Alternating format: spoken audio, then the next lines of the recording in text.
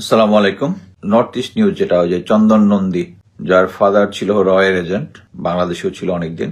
So সে প্রায়ই military related অনেক তথ্য দেয়। মিলিটারির সাথে তত্ত্বাবধায়ক সরকার, প্রফেসর ইউনুস প্লাস খলিলুর রহমান, তাদের একটা টানে পড়েন চলতেছে চিফ অফ জেনারেল স্টাফ কে হবেন এটা নিয়ে। এর আগে যেটা সবাই জেনেছি যে মিজানুর রহমান শামীম, লেফটেন্যান্ট জেনারেল মিজানুর রহমান শামীম, উনি ছিলেন হচ্ছে সিজিএস। উনি রিটায়ারমেন্টে গিয়েছেন। সো উনার স্পেসটা ভ্যাকেন্ট হয়েছে। সো এখানে লেফটেন্যান্ট জেনারেল হওয়ার জন্য মেইনলি আরেকটা হচ্ছে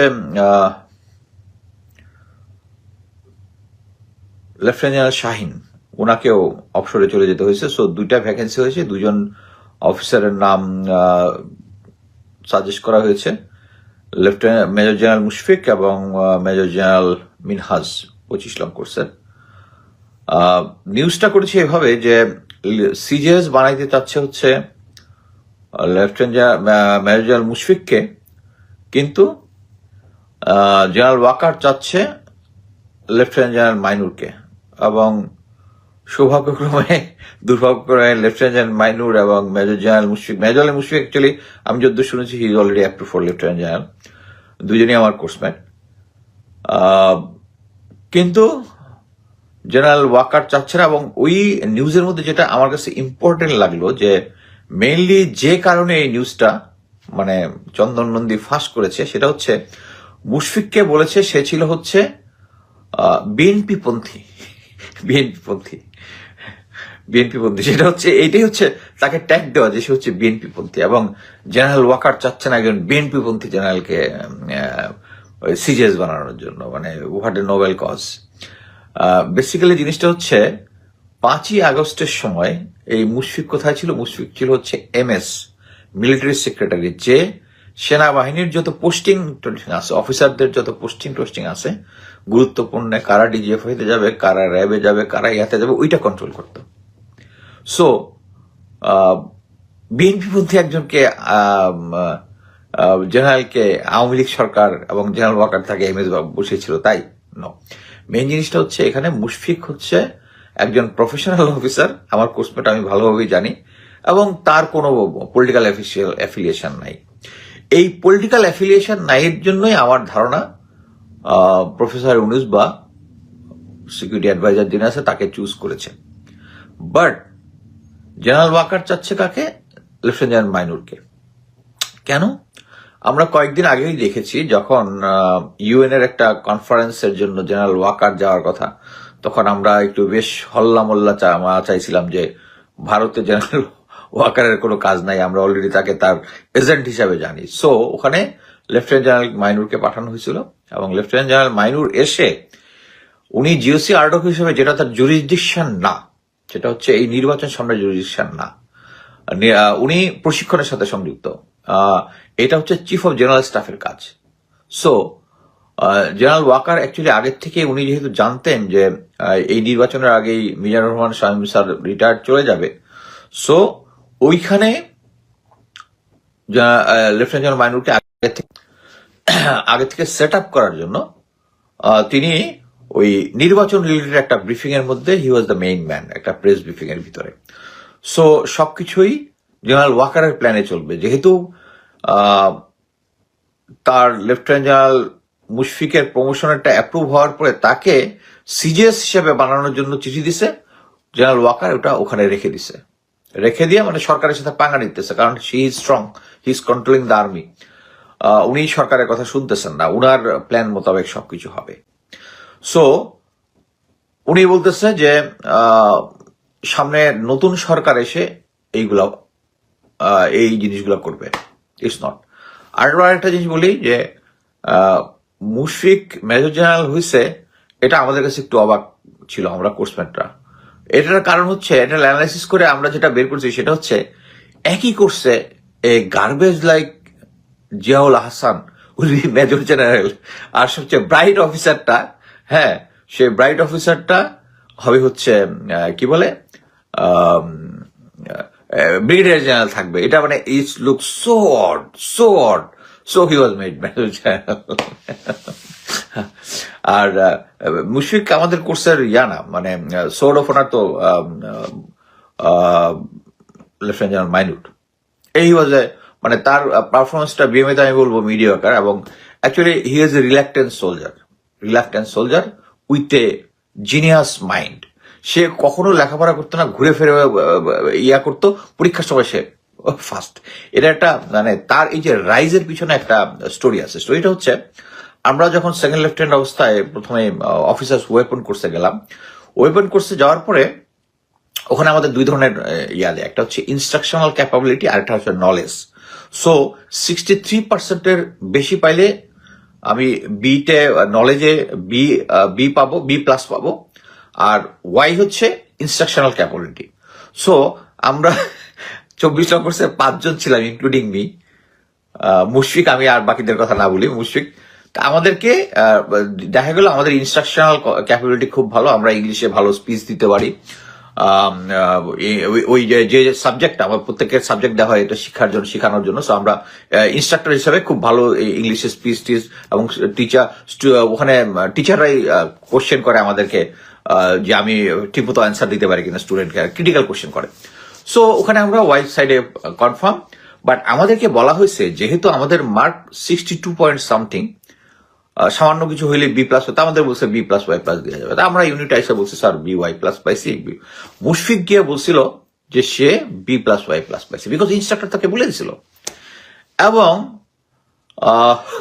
ওই ইউনিটে তাকে অ্যাকচুয়ালি এটা নিয়ে হিউমিলেট করছে যে তুমি বললা B+, Y+, বাট পাইলা তো BY+। এবং ওইটা হচ্ছে মানুষের অ্যাকচুয়ালি এক একটা জিনিস ভিতরে ইনসাইট ট্রিগার করার জন্য একটা ইনসিডেন্ট দরকার, ওইটা ছিল ওর ইনসিডেন্ট। এবং ওই যে ইনসিডেন্ট হয়েছে, এরপরে মুশফিক কোনো কোর্সে সেকেন্ড হয়নি, কোনো কোর্সে সেকেন্ড হয়নি, অ্যান্ড হি ইজ জাস্ট, কেউ তারা ধরতেও পারতেছে না, মানে এরকম একটা সিচুয়েশন আর কি।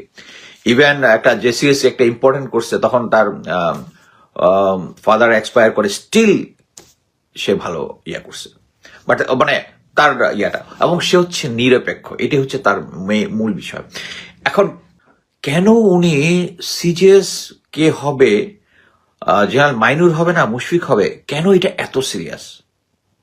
এটা তো সিরিয়াস হওয়ার কথা না। উনার ইমপ্লিকেশন যেটা আছে, এটা মুশফিক আসলেও করবে, মাইনুর আসলেও সেম জিনিসটাই করবে, তাই না? তাইলে আপনার কাছে কেন মনে হচ্ছে যে এটা মানে মুশফিক হইতে পারবে না, মাইনুর গিয়ে হইতে হবে? আপনি ফাইল ওখান থেকে আসার পর ফাইল মনে হয় আজ 6 থেকে 7 দিন হয়েছে ফালায় রেখে দিচ্ছেন, যে মুশফিকের যখন অ্যাপ্রুভাল হয়ে আসছে, এটা আপনার কাছে এত গুরুত্বপূর্ণ যে মাইনুরকে ওই জায়গায় বসাইতে হবে।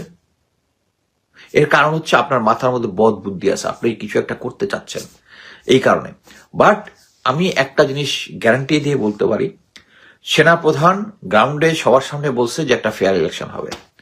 এখন সিজি হিসেবে যেই থাক, সিজিএস হচ্ছে এমন একটা অ্যাপয়েন্টমেন্ট যে তার সেনাপ্রধানের যে ইনস্ট্রাকশন গুলো, এগুলা কমান্ড গুলা পাস করে বিভিন্ন ফরমেশনে, যে তারা কিভাবে কাজ করবে। সো এখানে সিজিএস এত ইম্পর্টেন্ট হওয়ার কথা না, যদি না জেনারেল ওয়াকারের কোনো বদমতলব থাকে।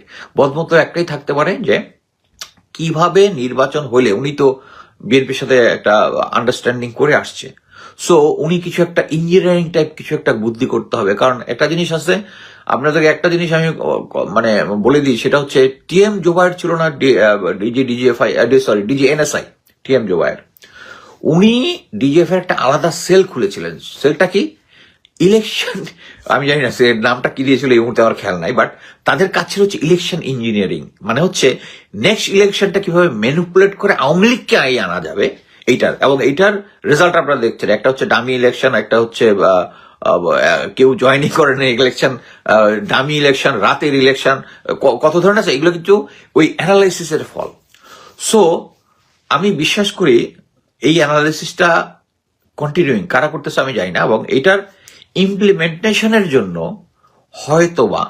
হয়তোবা সিজিএস কে জেনারেল মাইনুরকে আনতে যাচ্ছেন, because general Mainur is personally loyal to general Waker. এখন এই সিচুয়েশনে আমি মনে করি যে খুব একটা লাভ হবে না, এই কারণে যে যারা গ্রাউন্ডে অফিসাররা থাকবে, মেজর টু লেফটেন্যান্ট কর্নেল এবং ক্যাপ্টেন, সৈনিক, সার্জেন্ট, ওয়ারেন্ট অফিসার, এরা সবাই ইন জেনারেল 100% লোক একসাথে আওয়ামী লীগ বা জেনারেল ওয়াকারের মানে অবৈধ ইচ্ছাকে বাস্তবায়ন করবে না। তারা একটা জিনিসই দেখবে, সেটা হচ্ছে জেনারেল ওয়াকার পাবলিকলি বলছে ফেয়ার ইলেকশন হবে, সো গ্রাউন্ডে তারা ফেয়ার ইলেকশন করাবে। সো ইঞ্জিনিয়ারিং টাইপ কোনো কিছু যদি হয় নর্মালি, আরেকটা জিনিস বলবো হচ্ছে গ্রাউন্ডে যে অফিসাররা থাকবে তারা কিন্তু ভালো মতোই গ্রাউন্ডের ইনফরমেশন পাবে। বড় জোর যেটা হইতে পারে সেটা হচ্ছে এমন করবে যে ঠিক আছে ওইদিকে গন্ডগোল হচ্ছে, অফিসারকে ওইভাবে এঙ্গেজ করে রাখবে। বাট আমি মনে করি যে অফিসাররা এতদিন ধরে গ্রাউন্ডে আছে, যারা গ্রাউন্ডে থাকবে তারা হয় কি গ্রাউন্ডের ইনফরমেশন অলরেডি তাদের কাছে থাকে। যেমন মনে করেন আমি 2008 ইলেকশনে যখন ছিলাম তখন আমি 28 বিরের সিও ছিলাম। সো আমার এলাকা ছিল দিরাই সাল্লা। সো ওখানে যে আমরা সাথে সাথেই বিভিন্ন জায়গায় ডেকে টেকি করে যতগুলো কেন্দ্র আছে আছে যে সমস্ত জায়গায় যে সমস্ত অফিসার সৈনিকদেরকে দিব তাদেরকে ডিটেলস স্থানীয় লোকজনের সাথে কথাবার্তা বলা, স্থানীয় অ্যাডমিনিস্ট্রেশন এই লিয়াজগুলো সবকিছু করে ফেলে। তারপরেও মনে করেন কিছু কিছু ক্রিটিক্যাল জিনিস সফলভাবে একটা ইলেকশন কন্ট্রোল পরিচালনা করা, এবং এটা একমাত্র সেনাবাহিনীই পারবে, সেনাবাহিনী গ্রাউন্ডে পারবে। এবং সেনাবাহিনীর কাছে এখন একটা বিশাল দায়িত্ব। সেনাবাহিনীর যে জুনিয়র অফিসাররা যারা আছে, যারা সৈনিক আছে, এবং আমি একটা জিনিস বলি যে যারা সেনাবাহিনীর মধ্যে কুমিল্লা সেনানিবাসে 5ই আগস্ট বা 4ই আগস্ট যারা জনগণের সাথে দাঁড়িয়েছিল তারাই সহি। তারা কি এখন আর্মির ভিতরে যারা আছেন তারা কি কমফোর্টেবল আছেন? তারা কমফোর্টেবল নাই। যারা চিটাগাঙে যারা নিউ মার্কেটের সামনে যারা জনগণের সাথে দাঁড়িয়েছিলেন তারা কি এখন কমফোর্টেবল আছেন? না, কারণ আর্মির কমান্ড সেই আওয়ামীটাই রয়ে গেছে। সো এরকম একটা সিচুয়েশনে আপনাদেরকে বুঝতে হবে যে আপনি এটা হচ্ছে বাংলাদেশের জন্য লাস্ট চান্স। এই চান্সটা একটা সঠিক নির্বাচন হবে এবং সেনাবাহিনীকে এটা এনশিওর করতে হবে যে 5 বছর পর পরে একটা সহি নির্বাচন হয়। যদি সহি নির্বাচন হয় তাহলে আর কেউ কোনো কিছু করতে পারবে না ইনশাল্লাহ। রাজনৈতিক দলগুলো বুঝবে যে অ্যাটলিস্ট 5 বছর পরে আমাকে আবার জনগণের কাছে ভোটের জন্য দাঁড়াইতে হবে। সো আমি সেনাবাহিনীর সমস্ত সদস্যকে 100% সদস্যকে ইনক্লুডিং জেনারেল ওয়াকার অনুরোধ করছি যে এই নির্বাচনটা আমাদেরকে সহি হইতে হবে, এবং সহি হইতে যাকেই ভোট দিবে মানুষ, যাকেই ভোট দিবে আমরা চোখ বন্ধ করে তাকে মেনে নিব। সেনাবাহিনীর মধ্যে অফিসার সৈনিক যারা, তাদের কাছে আমি এখন একটা বলবো যে একটা সেনাবাহিনীতে এমন একটা বয়ান আপনাদেরকে খাওয়াইতে পারে যেটা আওয়ামী বয়ান খাওয়াইতে সবসময়, সেটা হচ্ছে কি যে যদি জামাত যদি ক্ষমতায় আসে তাহলে দেশ জঙ্গি হয়ে যাবে, আর দেশ যদি জঙ্গি হয়ে যায় ফরেন এইড আসবে না, এই অমুক আসবে না, তমুক আসবে না। এটা হচ্ছে জুজুর ভয়, এটা হচ্ছে জুজুর ভয়। অলরেডি আমি এর আগের ভিডিওতে এক্সপ্লেন করেছি যে আমেরিকা অ্যাকচুয়ালি সাপোর্ট দিচ্ছে বিকজ অফ ইন্ডিয়া। তারা ইন্ডিয়ার এগেনস্টে, আমাদের ইন্ডিয়ার সাথে সাইড হওয়ার কোনো দরকার নাই। সো এখানে আপনাদেরকে যদি কেউ খাওয়ায় যে এরা অতিরিক্ত জঙ্গি হয়ে গেছে, যদি জামাত আসে, ইভেন আমি ওইটারও শঙ্কা করি যে যদি ভোটে বিএনপি না আইসা যদি জামাত আসে তাহলে army may take action against দিয়া যে ক্ষমতা হ্যান্ড ওভার করবে না, এরকম একটা সিচুয়েশন তৈরি করতে পারে। ওইটার জন্য আমাদেরকে প্রস্তুত থাকতে হবে, ওইটার জন্য আমাদেরকে প্রস্তুত। বাট এইটুকু আমি বলতে পারি জেনারেল ওয়াকার সেন্ট্রালি যে ডিসিশনই নেক, যদি সরকারের এবং দেশের এগেনস্টে কোনো ডিসিশন হয় তাহলে আমাদের সৈনিক অফিসাররা এটা জিনিসটা মানবে না। সো আপনাদেরকে যদি যারা সার্ভিং আছে তাদেরকে যদি এই ধরনের কোনো কিছু খাওয়ায়, আপনাদের অ্যান্সার হবে হ্যাঁ, আপনাদেরকে স্ট্রেট এটা কথাটা বলতে হবে। সেনাবাহিনীতে সম্ভব, সেনাবাহিনীতে নিয়ম আছে যে আপনি যদি মনে করেন যে যে সিনিয়র যে আদেশটা দিচ্ছে এটা যদি আনলফুল হয়, আপনি কিন্তু এটা প্রতিবাদ করতে পারেন যে এটা আনলফুল কমান্ড, আপনি এটা নিবেন না। যদি তারা বলে যে যদি জামাত আসে তাহলে দেশটা জঙ্গি হয়ে যাবে, ইয়া হয়ে যাবে, নো, দেশের কনস্টিটিউশন অনুযায়ী এটা হচ্ছে গণতন্ত্র। গণতন্ত্রে যারাই যাকেই ভোট দিয়ে জনগণ নির্বাচিত করে, আমি আপনি এটার জন্য না, আমি আপনার জন্য না। যা একটা আওয়ামী লীগের একটা বিখ্যাত বয়ান ছিল যে বাংলাদেশের জনগণ এখনো গণতন্ত্রের জন্য প্রস্তুত না, এই জন্য সঠিক গণতন্ত্র দেওয়া উচিত না, এই জন্য কন্ট্রোল গণতন্ত্র দিতে হবে। সো জেনারেল ওয়াকার আপনি কন্ট্রোল গণতন্ত্র দিতে পারবেন না। এই কারণেই যে আপনার যে ইয়াটা আছে, ইনস্ট্রাকশনটা আছে, এটা যদি মেজর জেনারেল মুশফিক থাকে এটাতে আপনার কোনোই সমস্যা হওয়ার কথা না, unless you have some bad intention. এবং আমি মনে করি আপনার ব্যাড ইন্টেনশন আছে, যেহেতু আপনি অলরেডি বিএনপির সাথে একটা আন্ডারস্ট্যান্ডিং আসছেন। আমি মনে করি যে জনগণের ভোটাধিকারটা হচ্ছে এখন নাম্বার ওয়ান প্রায়োরিটি এই মুহূর্তে। এবং আমি অনেকে আবার একটা থিওরি দেন যে কি কি বলে, আমি নিজেও বলছি যে বিএনপি আওয়ামী লীগ চেষ্টা করবে এই নির্বাচনটাকে ক্রাইসিস করতে। হ্যাঁ, তারা ক্রাইসিস করতে চেষ্টা করবে, এটার মধ্যে একটা সহিংসতা আনানোর চেষ্টা করবে, মৃত্যুর ঘটনা ঘটতে পারে। রাজনৈতিক দল অলরেডি আপনার একটা অ্যানালিসিস দেখেছেন যে 5 আগস্ট পর থেকে কতগুলা সহিংসতা, টিআইবির একটা রিপোর্ট আমার ওয়ালের মধ্যে আছে। সো আপনাদেরকে জিনিসটা বুঝতে হবে যে ইচ্ছা করলেই এই জনগণ যাকে ভোট দিবে, বাংলাদেশের গণতন্ত্রের জন্য এখন প্রস্তুত না, এই আওয়ামী বয়ান যেন আপনাদেরকে না খাওয়াইতে পারে। সেনাবাহিনীকে এনশিওর করতে হবে যে 5 বছর পরে একটা নির্বাচন হয় এবং এই নির্বাচনটা হইতে হবে, এবং নির্বাচন পরবর্তীতেও আপনাদেরকে অ্যালার্ট থাকতে হবে যাতে এই নির্বাচনের যে দলই জয় পায়, একদম চোখ বন্ধ করে যে দল জয় পায়, এবং একটা ক্লিয়ারলি বোঝা যাবে যে নির্বাচনের মধ্যে কোনো সহিংসতা হয়ে গেছে না, কারো ভোট জালিয়াতি করতে চেষ্টা করতেছে কিনা, ভোট কেন্দ্র দখল করতে পারছে না। এবং আমি সেনাবাহিনীকে বলবো, আইন শৃঙ্খলা বাহিনীকে বলবো, আপনাদেরকে এই ব্যাপারে কঠোর হইতে হবে। কারা ভোট রিগিং করে এই ভোটটাকে ভুন্ডুল করতে চায়? ভারত। সো ভারতের দোষর যারা আছে তারা যদি করে, দেয়ার ভারতের দোষর। ইভেন মানে শুট টু কিল একটা খুব হার্শ হয়ে যায়, বাট আমি সেনাপ্রধান হলে আমি বলতাম শুট টু কিল। যেগুলা ভারতের দালাল আছে, ওগুলা যদি আমাদের বাংলাদেশের ভোটকে বানচাল করতে চায়, বাংলাদেশকে অস্থিতিশীল করে দেয়, শুট টু কিল। এনিওয়ে, সরকার যে জিনিসটা করবেন এটা আরো হিউম্যান ভাবে জিনিসটা দেখবেন, তাতে কোনো সমস্যা নাই। হিউম্যান ভাবে দেখবেন। এটিও এনশিওর করতে হবে যে আমরা যেন কোনো প্রতিবেশীর ফাঁদে না পড়ি। সো আমি এটাই বলবো যে জেনারেল ওয়াকার যতই সিজিএস এর পোস্টিংটা নিয়ে ক্যারিকেচার করুক, উনি তো অলরেডি আনঅফিসিয়ালি লেফটেন্যান্ট জেনারেল মাইনুরকে দায়িত্ব দিয়ে দিয়েছেন, এটা উনি আগে ব্রিফিংটা দিয়েছেন। কিন্তু অনগ্রাউন্ডে যারা সোলজার কাজ করবে, যারা অফিসার কাজ করবে, তারা সহি কাজ করবে বলে আমি বিশ্বাস করি।